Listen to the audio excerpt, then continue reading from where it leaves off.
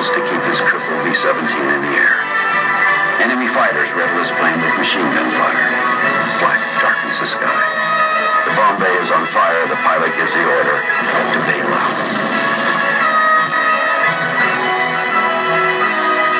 A Japanese gunboat bears down on an American submarine. The commander gives the order to ram. Enemy gunfire rakes the sub. The captain is wounded.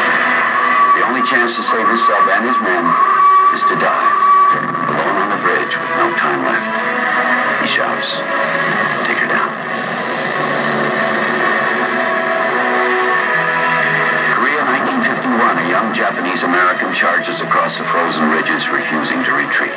A one-man army fighting hand-to-hand, machine gun to machine gun, finally is surrounded, captured. A fog-shrouded firebase in Vietnam. Your buddies are wounded. Some will die unless they get immediate medical attention. No one flies in this weather. Wait. The unmistakable sound of an Army helicopter. Medevac.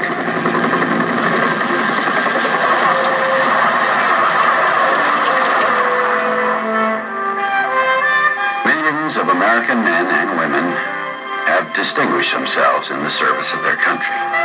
Of these, fewer than 3,500 men and only one woman have been presented with our highest military award, the Medal of Honor.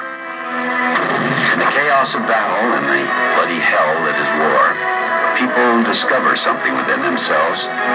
Some call it courage.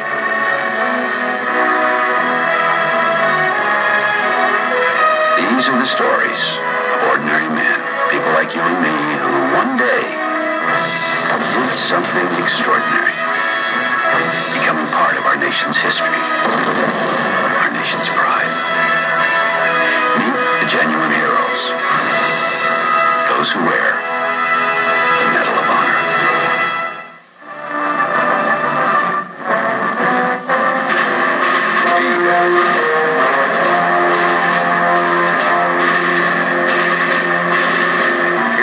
Of the English Channel, dawn lights up the invasion fleet plowing steadily toward the Normandy coast. With almost 5,000 seagoing vessels, the historic armada is the greatest ever assembled. On the murderous sands of Normandy and its rim of watery hell, they push against the gates of fortress Europe, and the fates of war and freedom await their performance. Much has been said about the brotherhood of war. In battle, men's lives are so dependent on one another that often they become like brothers. But what about two men who are brothers? Roland and Walter Ehlers.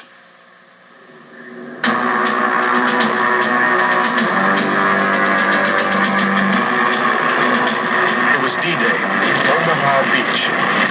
That was the bloodiest beach in Normandy. My brother and I were on separate landing craft. We had been in the same companies in 3 campaigns in Africa and India, and then they separated us.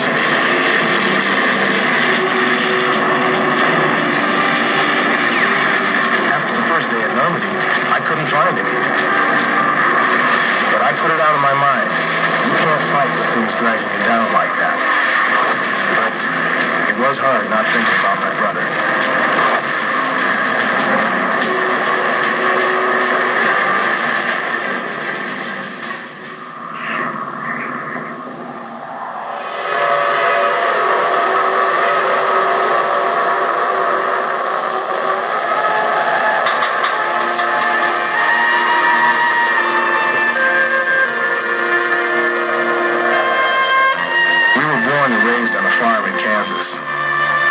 Back on farming, I remember the hard times, but I also remember better the good times. We were raised during Depression days and the drought, and it was a real rough time for a while. But I did a lot of hunting and things like that. My folks always made ends meet one way or another, kept food on the table for us. We didn't have a lot of clothes, but we were kept clean. And my mother, she believed in cleanliness. She said, as long as you had soap and water, there was no reason to be dirty. My grandfather's people came from Germany, and I lived with him on the farm when I went to high school. My sister, too. We listened to the radio a lot, and he was always telling us there was going to be another war with Germany. So when I graduated from high school in 1941, I enlisted in the service. Against my mother's will. She thought I was too young to go to war. I was 19, I was old enough. My oldest brother, Roland, went with me. That made it pretty nice because I had gotten terrible homesick if it hadn't been for him. Fact is, I probably wouldn't have stayed if it hadn't been for him. I might have been one of those guys who had gone over the hill or something. We was at Fort Dawes, Washington, when Pearl Harbor was attacked. We began training for fighting in the Pacific. A lot of amphibious training. We were so short of weapons, we carried logs and boxes of wood around to simulate the weapons we were supposed to be carrying. In 1942, we were put aboard ship. Roland and I were still in the same infantry company. We wanted to stick together. And we found out then that we were going to North Africa. So much for the Pacific. Well, we were getting French books, learning how to speak French. Never did, but we tried. We got the necessary message across. That's all GIs need. Our division landed near Casablanca, and I was at the Casablanca conference when Roosevelt was there with Churchill. I was personal guard for de Gaulle's villa there. Saw him a couple times. The 1st Division had suffered heavy casualties in Africa, so I went there. Roland, too. I was in the mortar section, which follows the rear of the company as weapons support. I used to see Roland, who was a scout, in the infantry squad, going up those hills ahead of me, and it used to make me almost sick to my stomach to know that he was out there, and here I am back here. But Roland was a good scout. He made it through Africa okay. It was scary, though. Next, we landed in Sicily. We were hit by a bunch of screaming mortars. You've never heard anything more terrifying than those, boy. They came raining down on us. It sounded like a freight train coming through the air. Roland got covered up by rocks. I had to dig him out. His back had multiple shrapnel wounds. They sent him back to Africa, and he joined us in England when we were training for D-Day. We were still in the same company. This after 3 campaigns in almost 4 years. Then the company commander called us in and told us that I was being transferred to another company. He said he wanted us to separate because there was only a 50% chance of us surviving D-Day. So I went to Company L and became an infantry squad leader. We also upped our life insurance, increased it to $10,000 each. Roland made his out to Dad, and I made mine out to our mom. In those days, $10,000 was a lot of money. We knew this was the big one for sure. The last time I saw Roland was in Southampton, England. We talked about our family and things like that, and we wished each other luck.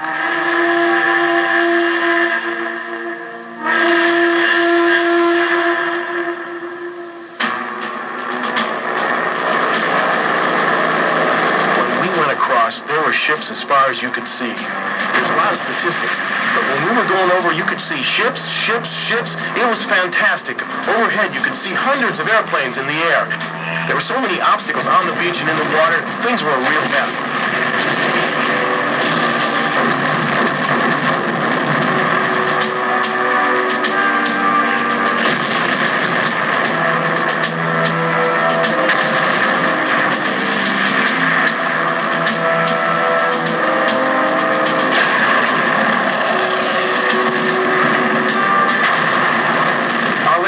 Hit a sandbar, and we had to jump out in the water over our heads and wade in. You saw bodies to the right, bodies to the left. I was worried about keeping my squad together. They hit us heavy from pillboxes up on the hills. There were soldiers everywhere, and noise, guns, trucks, tanks. I knew I had to get my squad off the beach, or we wouldn't live. We can't stay here! Come on, let's get out of here! Move up! Let's go! Move up! I led the way. I always led my squad. It took us 6 hours to make it up the hill. The Germans were firing machine guns from a bunker straight down at us. We crawled closer and jumped into a trench and used grenades to knock out the bunker. That got us through a hole in the German coastal defense. We were able to move it. I got the Bronze Star Medal for D-Day. That night, I went looking for Roland. Things were very confused. I had a hard time finding his company. I came across his platoon sergeant. "How's my brother?" I asked. He looked at me kind of funny-like and said, "Well, was missing in action. That's all he told me. It hurt. I got all sick and tight inside, but I had to push it out of my mind so I could do my job. Then, we began fighting the Germans in the hedgerows. These were the wooded areas used to separate farms. The hedgerows were packed with Germans. 3 days after D-Day, we were making a morning attack, and our company came under heavy fire from our left side. The company was pinned down in an open field with machine guns and rifle fire. There was also mortars. "We can't stay here! Come on, let's go!" He was well ahead of the rest of us when he ran into the enemy. Ran right into the crowds. Killed all four. Then we moved on up and finished off the rest. "I'm going there. See, by the corner of the hedgerows? I gotta get that machine gun. Fix your bayonets. Keep moving." Machine gun bullets were chopping up the grass he was crawling through. He knocked out the machine gun by himself and killed 8 more Germans. We couldn't hear the machine gun no more, and we seen him come out of the woods and signal for us to come up. There were 2 mortars firing at the company pretty bad. We had to get them. There were over a dozen Germans manning those mortars. 2 Krupp machine guns were firing at us. He just let us on in. That's when our bayonets came in handy. We charged in on the Germans. They looked horrified, started to run. He killed 3 that I know of. Then he starts crawling to one of the machine guns and knocked that out. Through the whole attack, we didn't lose 1 man. The next day, our platoon got pinned down. I got hit from the back by a sniper, and it swung me around. I shot the sniper from 50 yards away. The automatic rifleman took a bullet and went down. Sergeant Ehlers grabbed him and dragged him back to us. When the medics started treating me for my wound, they couldn't find where the bullet had gone in. Then I realized I'd been shot in the side, and the bullet had hit me on a rib and went out my back through my pack. I was carrying my mother's picture in my pack, and part of her picture got torn by the bullet. They dressed my wound and they wanted to evacuate me, but I refused. I returned to my squad. I didn't want my men to get killed or wounded or hurt, so I did what I could to protect them. For the next few weeks, I kept trying to find out what had happened to Rowland. I kept hoping he was in a hospital.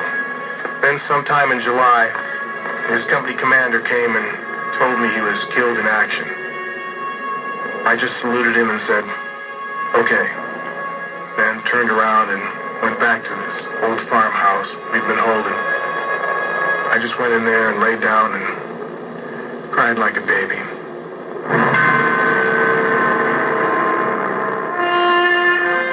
Rowland had been killed as his landing craft was hitting the beach on D-Day. Mortar hit the ramp and never got to the beach. I was really pretty broken up. We'd been through so much together. Well, I went out with my squad and got wounded 3 more times and sent to a hospital twice. The second time I was in England, I was waiting to get sent back to my outfit. I read in the Stars and Stripes that I was to receive the Medal of Honor for those 2 days of fighting in the hedgerows. Another guy from my brother's company was with me at the depot. He knew both of us, but apparently didn't know our first names. He said, "Ehlers, I see your brother's getting the Medal of Honor." I said, "Yeah, I'm reading that too." I didn't tell him it was me. I was sent to Paris, where I received the medal from General J.C.H. Lee. Then they flew me to the United States, and I went home to Kansas, where there were parades and all. It was tough seeing my folks because of Roland. My brother was very special with the family. He was the oldest. He was nice looking. He had red hair, blue eyes. He was a heck of a nice guy. I looked up to him. He was my hero. I was also upset because I was having Christmas holiday and all my buddies were over there fighting the war, getting run over by Germans. And that really worried me. I really wanted to get back in it. So I went back to my same battalion, but a different company. I fought in some battles in the closing days of the war and then stayed on with the Army occupation.